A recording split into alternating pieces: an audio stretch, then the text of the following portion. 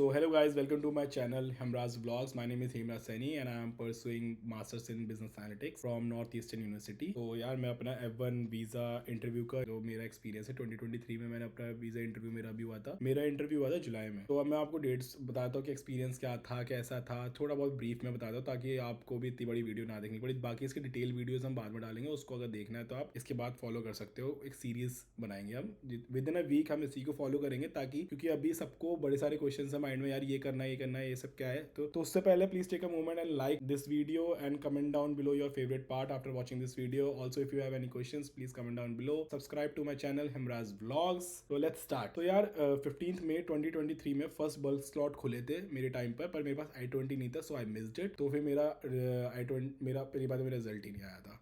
तो 25 मई को मेरा रिजल्ट आया। उसके बाद मैंने I-20 के लिए सारे फाइनेंशियल डॉक्यूमेंट्स यूनिवर्सिटी को भेजे, जितने भी रिक्वायर्ड डॉक्यूमेंट्स होते हैं। Luckily I got my I-20 before the second bulk जो स्लॉट खुलने वाले थे, वीजा इंटरव्यू के स्लॉट्स खुलने वाले थे। तो 17th मेरा लक इतना अच्छा था कि 17 लक अच्छा था, क्या कर लो भाई, प्रे ही करी थी पूरी। 17 जून को मेरा I-20 अप्रूव होकर आता है और 18 जून को ही स्लॉट्स खुल जाते हैं। तो उससे जैसे ही मेरा I-20 आया तो मैंने सारे सबमिट कर दिया, मतलब कि DS-160 सबमिट कर दिया भर के।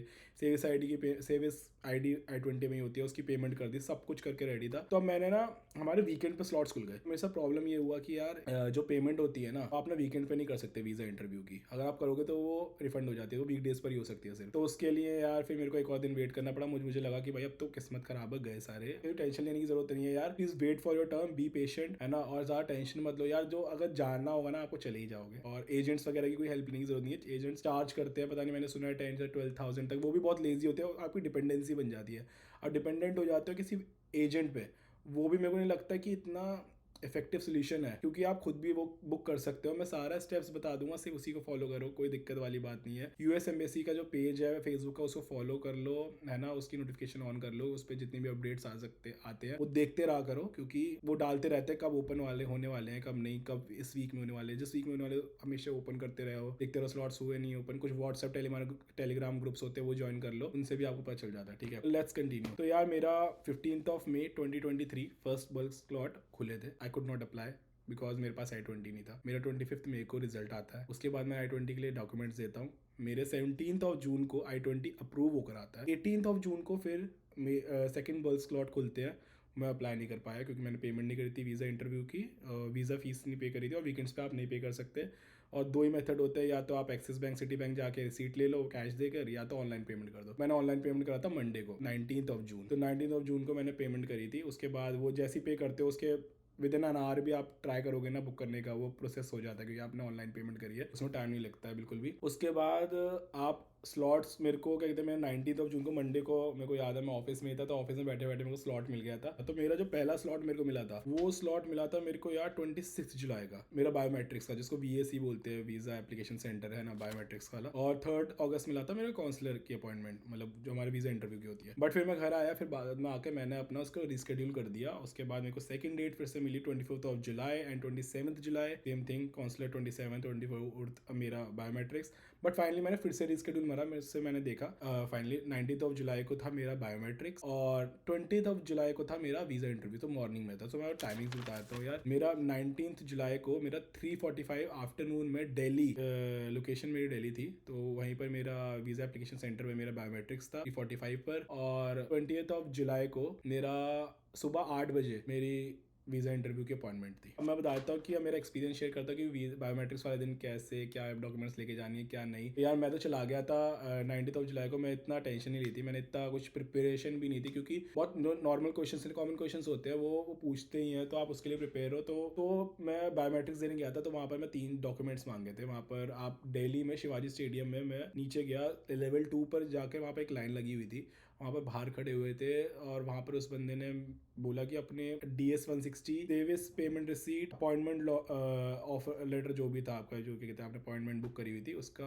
प्रिंट आउट लेके चले जाओ, ये 3 डॉक्यूमेंट्स, और उसको प्रेजेंट कर दो। वो और पासपोर्ट तो मैंडेटरी है, बोलने की जरूरत भी नहीं है। तो ये लेके चले जाओ, वो आपका पासपोर्ट देखेगा और आपकी डिटेल्स चेक करेगा अपॉइंटमेंट लेटर से, कहते कि हाँ भाई अपॉइंटमेंट वेरीफाई करेगा बाहर बंदा। फिर आप अंदर चले जाओगे। अंदर जाके फिर वो अपना एक प्रिंटेड स्लिप्स होती है उनके पास ऑलरेडी, क्योंकि आपकी अपॉइंटमेंट है आज की, तो वो आप उस प्रिंटेड स्लिप निकाल के वेरीफाई फिर से डिटेल करेंगे और आपके पासपोर्ट पे लगा दे देंगे पीछे। फिर वो बोलेंगे आपको एक क्यू में ज्वाइन कर लो, वहाँ पर ग्लास डोर्स होते हैं, वहाँ पर लोग बस आपसे एक वेरीफाई करते हैं कि हाँ भाई कौन सी यूनिवर्सिटी में अप्लाई करो, और आपके बायोमेट्रिक्स ले लेते हैं बेसिकली, बस ऐसे ही पूछते हैं, यूँ कुछ नहीं है। यूनिवर्सिटी आपको पता ही है किससे अप्लाई कर रहे हो, और वो आपसे बायोमेट्रिक ले लेंगे, थंब प्रिंट ले लेंगे और शायद इंडेक्स फिंगर, ऐसी जो भी है पूरे फिंगरप्रिंट्स ले लेंगे आपसे, और देके खत्म चैप्टर। कुछ नहीं है, बस ये 3-4 डॉक्यूमेंट मैंडेटरी होते हैं, ज्यादा ले जाने का कोई पॉइंट नहीं है यहाँ पे इस यहाँ तक तो। बट हाँ, मेरे 3:45 था तो मैं ऑन टाइम था। ऑन टाइम तो पहुंचना ही है भाई, क्योंकि बहुत बड़ी लाइन लगी रहती है बाहर तक। शिवाजी स्टेडियम वाले पे तो लगी रहती है, क्योंकि वो एक मेट्रो स्टेशन भी है और वहीं पर ही वो सब है, मेट्रो स्टेशन का भी रास्ता वहीं से जाता है, बाकी सब तो बहुत भीड़ रहती है। तो ये तो था मेरा बायोमेट्रिक्स। फिर नेक्स्ट डे मॉर्निंग 8 बजे मेरा वीजा इंटरव्यू था, बस उससे पहले बाकी सब चीज़ें तैयारी तो हो ही गई थी। तो मेरा फिर नेक्स्ट डे मेरा सुबह 8 बजे वीज़ा इंटरव्यू, तो D-Day बोल सकते हो आप उसको। तो उसके लिए कुछ नहीं था यार, मैं ज़्यादा टेंशन नहीं ले रहा था, क्योंकि मैं बहुत ज़्यादा कॉन्फिडेंस था, है ना, तो क्या ही टेंशन लेनी, होगा हो जाएगा। अब यहाँ तक आ गए और आगे बढ़ ही जाएंगे। और कुछ नहीं हुआ उसके बाद यार। अब सुबह 7 बजे मैं 8 बजे की अपॉइंटमेंट थी, 7 बजे मैं वहाँ चला गया था। तो मैं शांति पथ के साइड ही हमारा दिल्ली का जो काउंसलर है ऑफिस है, वहीं पर चला गया था, और बहुत बड़ी लाइन लगी हुई थी, लोग आए हुए थे, सारे बच्चे लाइन में लगे हुए थे। तो वहाँ पर आगे लाइन में लग गया। तो फिर वो आपको वहाँ से जाते हो, लाइन में लगते हो, फिर से वो एक प्रिंट स्लिप फिर से निकालते हैं, आपके पासपोर्ट पर लगाते हैं, वेरीफाई करते हैं डिटेल्स। लेकिन इस टाइम पे जो जो डॉक्यूमेंट्स रिक्वायर्ड है वो भी मैं बताऊंगा इस वक्त। मैं अपने वीज़ा इंटरव्यू के लिए बहुत सारे डॉक्यूमेंट्स लेकर गया था, क्योंकि मेरे को ये नहीं था कि इसी डॉक्यूमेंट के पीछे मेरा वीज़ा इंटरव्यू रिजेक्ट। तो मैं अपना DS-60 लेके गया था, अपॉइंटमेंट कन्फर्मेशन लेटर लेकर गया था, सर्विस फीस पेमेंट कन्फर्मेशन जो होती है वो लेकर गया था, और I-20 साइंड होना चाहिए वो लेकर गया था, और साथ में पासपोर्ट। ये तो मैंडेटरी डॉक्यूमेंट है जो आपको लेकर ही जाने हैं, इनको तो भूलना ही नहीं है। अब इसके अलावा आ जाते हैं जो सपोर्टेड डॉक्यूमेंट्स होते हैं, है ना। सपोर्टेड डॉक्यूमेंट्स हमारे हो जाते हैं यार, जैसे कि फाइनेंशियल डॉक्यूमेंट्स, बैंक लेटर हो गया, एफिडेविट हो गया, पेरेंट्स सपोर्ट कर रहे हैं, कैसे का आप फाइनेंशियल्स कहाँ से ला रहे हो, कोई लोन है तो लोन का लोन सैंक्शन लेटर दिखा दो, ये सब दिखा दो, ये होता है। और बाकी अगर आपका एक्सपीरियंस है तो प्रीवियस प्रूफ ऑफ एम्प्लॉयमेंट दिखाना, लेकर चला गया था मैं अपनी पुरानी सैलरी स्लिप्स ले गया था, और ऑफर लेटर्स ले गया था जहाँ काम करा है। बाकी मैं टेस्ट स्कोर्स की प्रिंट आउट भी ले गया था, टेस्ट स्कोर का जो जो मैं टेस्ट स्कोर मैंने अटैच करे हुए थे। ऑल्सो एकेडमिक्स रिकॉर्ड्स भी मैं लेकर गया था, अपने UG और 10th 12th भी लेकर चला गया था, for a safer side only. Also मैं यूनिवर्सिटी एक्सेप्टेंस लेटर भी लेकर गया था, जिस यूनिवर्सिटी से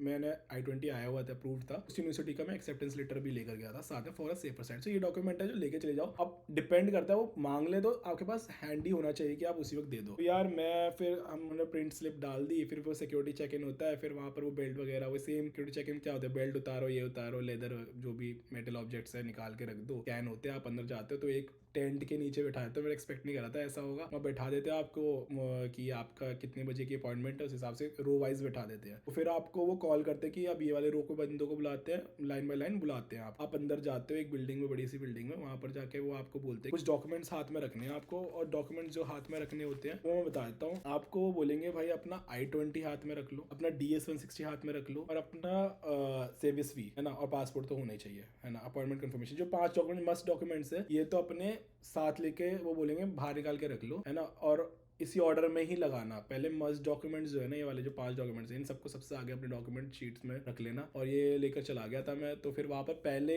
काउंटर पे बुलाया, वहाँ पर उसने बस पूछा कौन सी यूनिवर्सिटी में जा रहे अप्लाई करा है तुमने, तो ऑब्वियसली बस वेरीफाई करते, बस उनको ये देखना होता है कि फर्जी बाड़ा तो नहीं है ना कोई, तो बस वही देखते हैं वो लोग। तो उसने बस पूछा कौन सी यूनिवर्सिटी में, और अपने सर्विस फीस की जो कंफर्मेशन रिसीट होती है वो दिखा दो, वो दिखा दी। फिर उसके बाद दूसरी क्यू ज्वाइन करी। दूसरी क्यू होती है हमारी बायोमेट्रिक्स की, वहाँ पर वो क्यू ज्वाइन करते हो, आप लाइन में लगते हो, उसके बाद आपको पासपोर्ट ले लेते हैं। पासपोर्ट लेकर वो आपके वो जहाँ पर बायोमेट्रिक्स देने होते हैं, फिर से देने होते हैं, तो वहाँ पर लेके फिर आपको कॉल आउट करते हैं आपका नेम, तो आप जाते हो, अपने सारे फिंगरप्रिंट्स देते हो, and then main final line में चले जाते हो, जो होती है कौन से इंटरव्यू वाली लाइन। अब वहाँ पर जाते हो, वहाँ पर आपसे बस और सिंपल सिंपल चीज़ ये, बस भगवान से प्रे करो कि कुछ कुछ जो काउंटर्स होते हैं ना, वहाँ 8-9 काउंटर है शायद दिल्ली काउंसलर ऑफिस में, वो वहाँ पर मतलब कुछ बोलते कि काउंटर था, पता नहीं कौन सा था, मुझे याद नहीं आ रहा, बट वहाँ पर ना क्या कहते हैं, बहुत ज़्यादा रिजेक्शन होते हैं, और मेरा तो वही वाला निकल गया था भाई, मैं झूठ नहीं बोलूँगा, मेरा वही वाला आया था। मेरी किस्मत ही थोड़ी सी खराब हो गई थी, वही रिजेक्ट करा था, वहीं चला गया था वहीं, क्योंकि वो रैंडमली भेज रहे होते हैं किसी को, जो जो फ्री होता रहता है उसके हिसाब से भेज रहे होते हैं। अपने डॉक्यूमेंट्स ना हाथ में रखो।